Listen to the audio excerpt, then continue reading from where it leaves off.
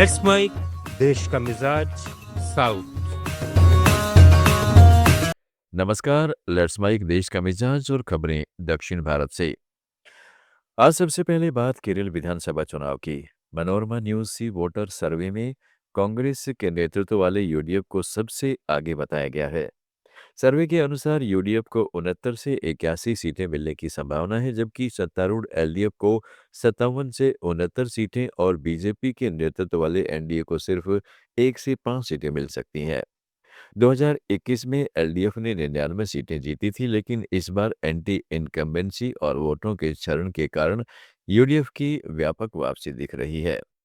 सर्वे में करीब 90,000 लोगों की राय ली गई, जिसमें मध्यम और उत्तरी केरल में यूडीएफ को खास फायदा दिख रहा है। हालांकि दक्षिण में एलडीएफ अभी भी मजबूत है।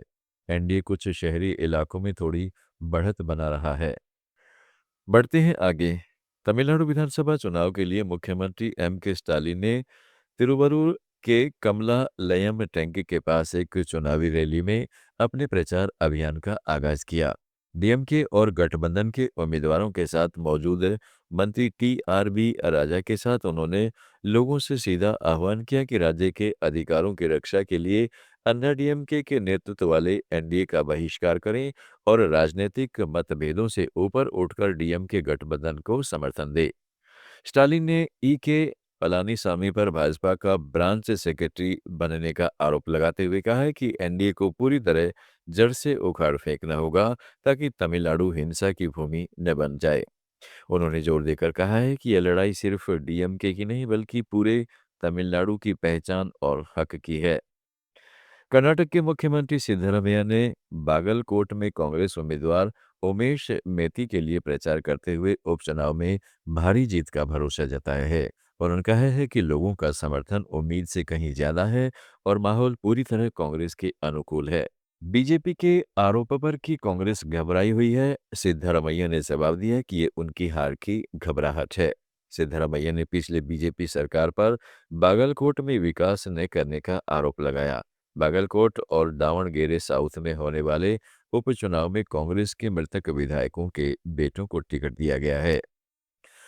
आंध्र प्रदेश सरकार अमरावती में देश का पहला क्वांटम कंप्यूटर लॉन्च करने की तैयारी कर रही है।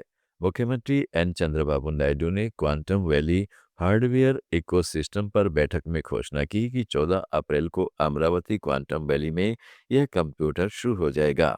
इससे अमरावती भारत का पहला क्वांटम कंप्यूटर हब बनेगा और राज्य अगली पीढ़ी की टेक्नोलॉजी में आगे निकल जाएगा। यहाँ क्रायोजेनिक्स, फोटोनिक्स और क्वांटम डिवाइस जैसे हार्डवेयर को खुद बनाने पर जोर है। आईबीएम, टीसीएस और एलएनटी जैसी कंपनियों के साथ साझेदारी चल रही है। सरकार का लक्ष्य है कि 2030 तक अमरावती दुनिया के टॉप 5 क्वांटम हब में शामिल हो जाए और देश को क्वांटम टेक्नोलॉजी में आत्मनिर्भर बनाया जाए। तेलंगाना के हैदराबाद से एआईएमआईएम प्रमुख असदुद्दीन ओवैसी ने पश्चिम बंगाल में चल रही एसआईआर प्रक्रिया का विरोध किया है। ओवैसी ने कोलकाता में पत्रकारों से बात करते हुए कहा है कि सुप्रीम कोर्ट में इस मामले पर उनकी याचिका अभी लंबित है और चुनाव आयोग को इससे दूर रहना चाहिए। नागरिकता की जांच चुनाव आयोग के काम का हिस्सा नहीं है, बल्कि यह गृह मंत्रालय का काम है।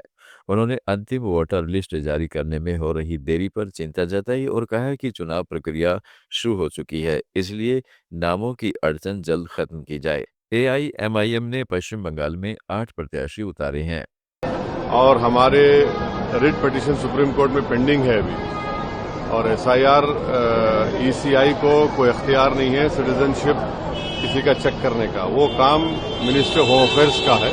इतना ही आपसे कहेंगे। और एक कहने की एसआईआर बंगाल से एसआईआर से लेकर क्या हो रहा है, क्या बोलेंगे? अभी तो समुदाय के लोग के नाम वो तो एजुकेशन लिस्ट में बहुत से लोगों के नाम हैं, उसको जल्द से जल्द तय करना चाहिए। अभी तो चुनाव शुरू, इलेक्शन शुरू हो चुका है, तो ये सब बहुत गलत हो रहा है। पुडुचेरी में 9 अप्रैल को होने वाले विधानसभा चुनाव के लिए भाजपा का चुनावी अभियान तेज हो गया है। तमिलनाडु के पूर्व भाजपा अध्यक्ष के अन्नामलाई ने राजभवन विधानसभा क्षेत्र में रोड शो किया, जहां भाजपा की पुडुचेरी इकाई के अध्यक्ष वीपी रामलिंगम पहली बार चुनाव लड़ रहे हैं। देश का मिजाज में फिलहाल इतना ही। जुड़े रहिएगा लेट्स माइक के साथ। आप सुन रहे